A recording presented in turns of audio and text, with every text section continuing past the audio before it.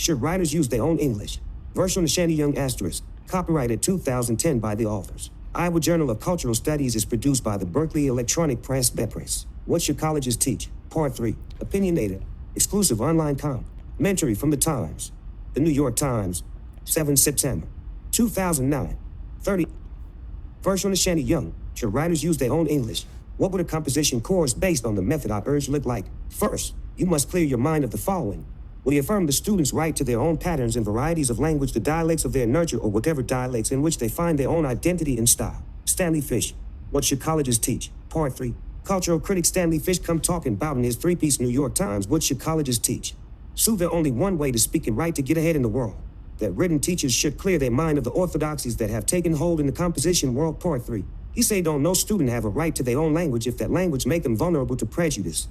That it may be true that the standard language is a device for protecting the status quo, but that very truth is a reason for teaching it to students. Fish. Part 3. Lord, where do I begin? Because this man sure trying to take the nation back to a time when we were less tolerant of linguistic and racial differences. Yeah, I said racial difference, though my man Stan be talking explicitly about language differences. The two be intertwined. Used to be a time when a black person could get hanged from the nearest tree just because they be black, and they fingers and heads double entendre and tend to get chopped off sometimes. Stanley Fish say he be appalled at blatant prejudice and get even madder at prejudice exhibited by those who claim it don't happen no more. Fish. Henry Louis Gates. And it do happen, as he know, when folks don't get no jobs or get fired or whatever because they talk and write Asian or black or with an Appalachian accent or sound like whatever ain't the status quo. And Fish himself acquiesced to this linguistic prejudice when he comes saying that people make themselves targets for racism if and when they don't write and speak like he do. But don't nobody's language, dialect, or style make them vulnerable to prejudice. It's attitudes. It be the way folks with some power perceive other people's language. Like the way some view, say, lack English when used in school or at work. Lack English don't make it own self oppressed. It be negative views about other people using their own language, like what Fish expressed in his NYT blog, that make it so. This explained why so many bloggers on Fish's NIT comment page was trying to school him on why teaching one correct way lent a hand to chopping off folks' tongues. But let me be fair to my man Stan. He probably unaware that he be supporting language discrimination because he appealed to its acceptable form. Standard language ideology, also called dominant language ideology, Lippy-Green. Standard language ideology is the belief that there is one set of dominant language rules that stem from a single dominant discourse like standard English that all writers and speakers of English must conform to in order to communicate effectively. Dominant language ideology also say peeps can speak whatever the heck way they want to, but at home. Don't get me wrong, Fish ain't all wrong. One of his points almost on dominant one when he say teachers of written courses need to spend a lot of time dealing straight with written, not only with topics of war, gender, race, and peace, but he don't like no black English and Native American rhetoric mixing with standard English. Yeah, he tell teachers to fake like students have language rights. He say, if students infected with the facile egalitarianism of soft multiculturalism declare, I have a right to my own language, reply, yes, you do. And I'm not here to take that language from you. I'm here to teach you another one. Who could object to learning a second language? And then get on with it. Fish. Part 3. Besides encouraging teachers to be snide and patronizing, Fish flat out confusing, I would say he lying. But mamas say be nice. You can't start off saying, disabuse yourself of the notion that students have a right to their dialect and then say to tell students, y'all do have a right. That'd be hypocritical. It's further disingenuous of Fish to ask, who could object to learning a second language? What he really mean by this rhetorical question is that the multiculturals should be thrilled to leave their own dialect and learn another one, the one he promote. If he meant everybody should be thrilled to learn another dialect, then wouldn't everybody be learning everybody's dialect? Wouldn't we all become multidialectal and plurilingual? And that's my exact argument, that we all should know everybody's dialect, at least as many as we can, and be open to the mix of them in oral and written communication. Young. See, don't nobody all the time, nor do they in the same way subscribe to or follow standard modes of expression. Everybody mix the dialect they learn at home with whatever other dialect or language they learn afterwards. That's how we understand accents. That's how we can hear that some people are from a Polish, Spanish, or French language background when they speak English. It's how we can tell somebody is from the South, from Appalachia, from Chicago, or any other regional background. We hear that background in their speech, and it's often expressed in their written too. It's natural comment, but some would say, you can't mix no dialects at work. How would people who ain't from your hood understand you? They say, you just gotta use standard English. Yet, even folks with good jobs in the corporate world don't follow no standard English. Check this out. Reporter Sam Dillon write about a survey conducted by the National Commission on Writing in 2004. He say that a third of employees in the nation's blue-chip companies wrote poorly and that businesses were spending as much as $31 billion annually on remedial training. 23. Now, some peeps gonna say this illustrate how Fish view right, why we need to be teaching more standard grammar and stuff. If you look at it from Fish view, Yet it mean that. But if you look at it from my view, it most certainly don't mean that. Instead, it mean that the one set of rules that people be applying to everybody's dialects leads to perceptions that writers need remedial training or that speakers of dialects are dumb. Teaching, speaking, and written prescriptively, as Fish won't, force people into patterns of language that ain't natural or easy to understand. A whole lot of folk could be written and speaking real smart if Fish and others stop using one prescriptive, foot-long ruler to measure the language of peeps who use a yardstick when they communicate, instead of prescribing how folks should write or speak. I say we teach language descriptively. This means we should, for instance, teach how language functions within and from various cultural perspectives, and we should teach what it takes to understand, listen, and write in multiple dialects simultaneously. We should teach how to let dialects commingle, show enough blend together, like blending the dialect Fish speak and the black vernacular that, say, a lot, certainly not all black people speak. See, people be more plurilingual than we want to recognize. What we need to do is enlarge our perspective about what good written is and how good written can look at work, at home, and at school. The narrow, prescriptive lens be messing writers and readers all the way up, because we all been taught to respect the dominant way to write, even if we can't, or won't ever write that one way ourselves. That be hegemony, internalized oppression, linguistic self-hate. But we should be more flexible, more accepting of language diversity, language expansion, and creative language usage from ourselves and from others, both in formal and informal settings. Why? Because nobody can or go and really master all the rules of any language or dialect. So, what happened when peeps don't meet the dominant language rules? Well, some folks can get away with not meeting those rules while others get punished, sometimes severely, for not doing so. Let me go a little more way with this. Even university presidents and highly regarded English professors don't always speak and write in the dominant standard, even when they believe they do. Remember when Fish put former Harvard President Lawrence Summers on blast in 2002? What had happened was, Summers called Professor Cornell West to his office and went straight off on the brothel for written books everybody could read, for written, clear, accessible scholarship. Summers apologized after the media got involved, saying, "I regret any faculty member leaving a conversation feeling they are not respected QT." And Fish say it ain't so. Fish say, in a short, 13-word sentence, the chief academic officer of the highest ranked university in the country, and therefore in the entire world, has committed 3 grammatical crimes: failure to mark the possessive case, failure to specify the temporal and the causal relationships between the conversations he has and the effects he regrets, and failure to observe noun-pronoun agreement. Say it ain't so. Well, get this, Fish's correction of Summers is suspect, according to a grammar evaluation by linguist Kyle Cohen. And now say, what the writer/speaker says or means often controls the form of a sentence. She says Summers' intent make his sentence clear and understandable, not rules from the grammar policeman. But Fish gonna ignore it now again, as he did back then in 2002. Fish gonna say that the examples of Summers and the corporate workers show reasons why we should teach more standard grammar. That if corporations and high-ranked universities got folks who can't write right, we gotta do a better job of teaching the rules. And since most of those workers are white, he gonna also say he not supporting prejudice. He don't like it when whites don't speak right, just the same as he don't like it when Latinos not speaking right. Race ain't got nothing to do with it. He gonna add, it be only about speaking and written standard English. He say his words apply to everybody, not just to those who be wanting to write to their own language. But here what Fish don't get. Standard language ideology insists that minority people will never become an Ivy League English department chair or president of Harvard University if they don't perfect their mastery of standard English. At the same time, the ideology instructs that white men will gain such positions, even with a questionable handle of standard grammar and rhetoric. I think here of the regular comments made about former President Bush's bad grammar and poor rhetoric. Fish respond that this the way our country is so less accepted. I say, no way, Ruther. Also, Fish used his experience teaching grad students as evidence for his claim. He say his grad students couldn't write a decent sentence. Well, they wrote good enough in their essays to get into grad school, didn't they? And most grad schools admit students by committee, which means some of his colleagues thought the grad students could write right. But it sounds like Fish saying he the only one who could judge what good written is, not his colleagues. What is Fish really on? What is he really trying to prove?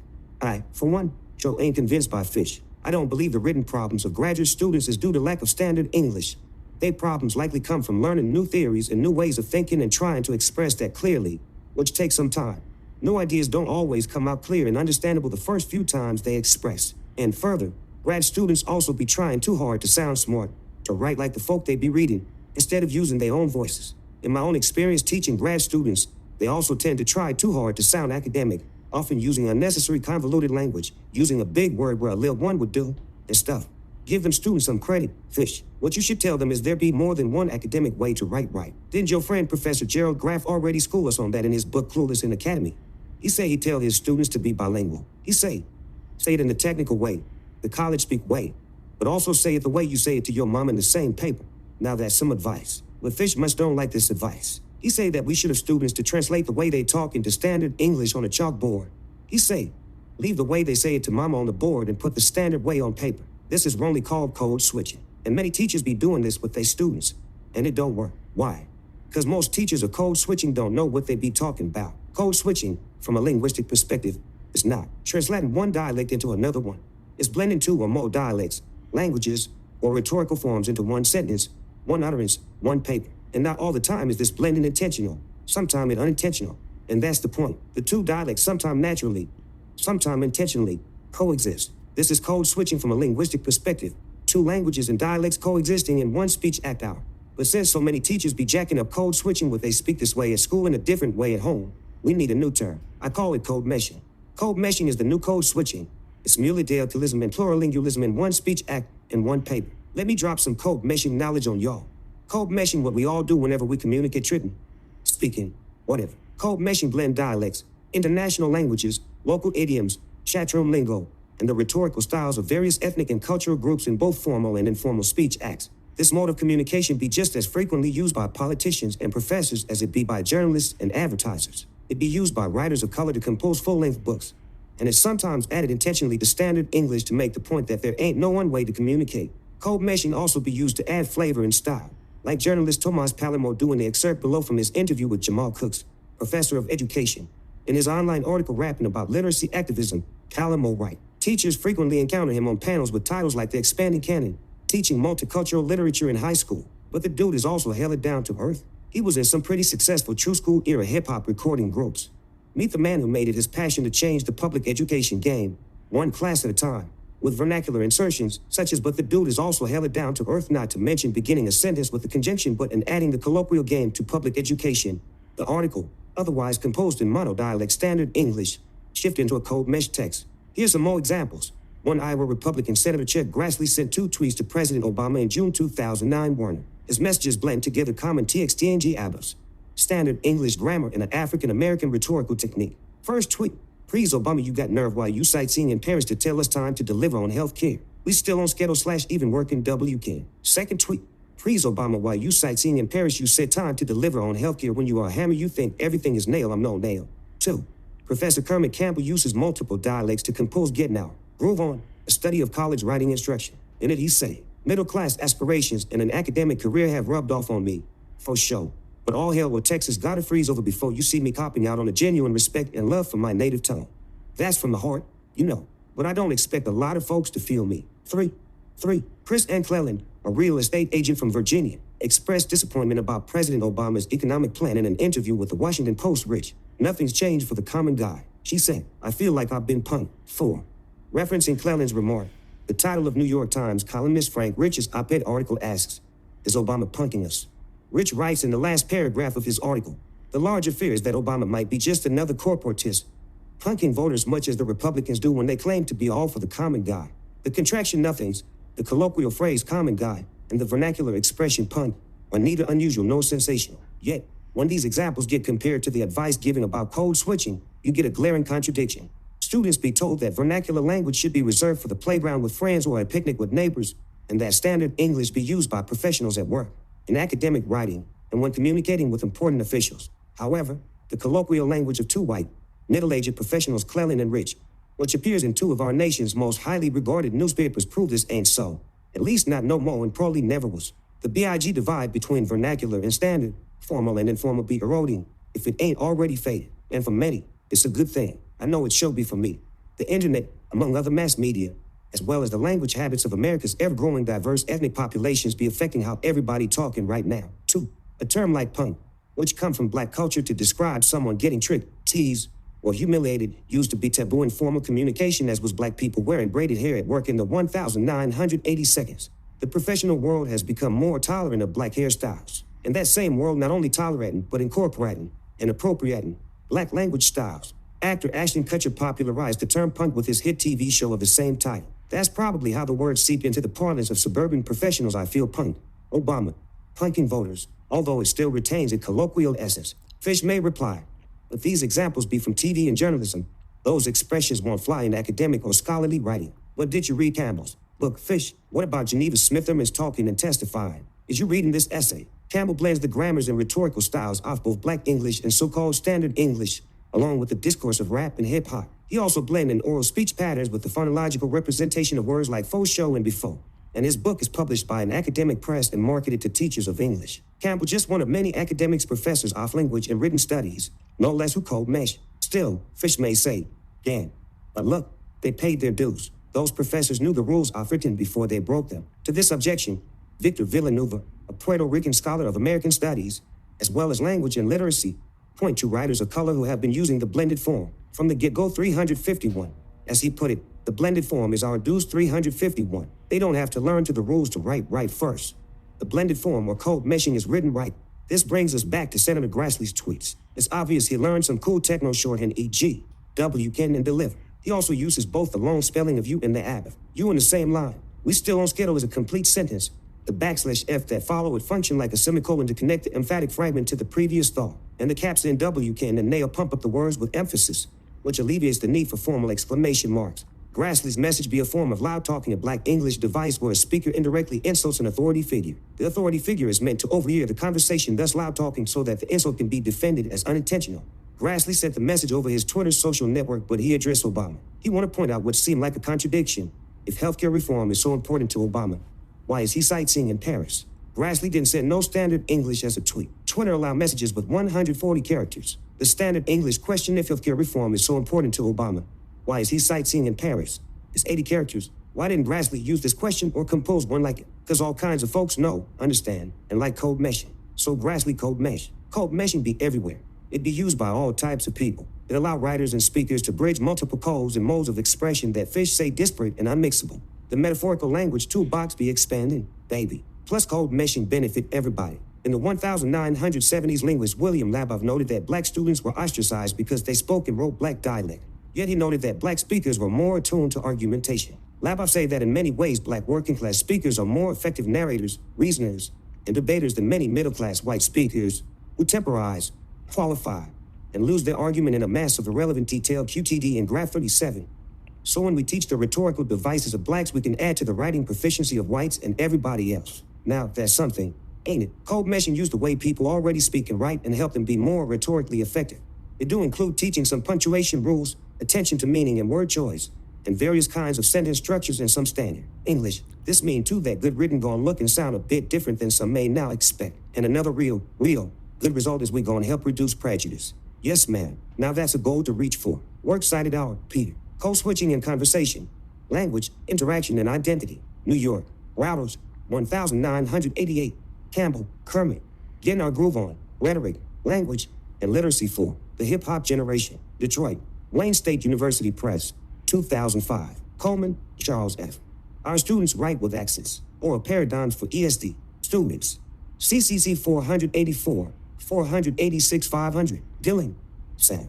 What corporate America can't build? A sentence. New York Times. 7 December 2004. 23. Fish, Stanley. Henry Louis Gates. Deja vu all over again. Opinionator. Exclude. Sive online commentary from the Times. The New York Times. 24 July 2009. HTTP.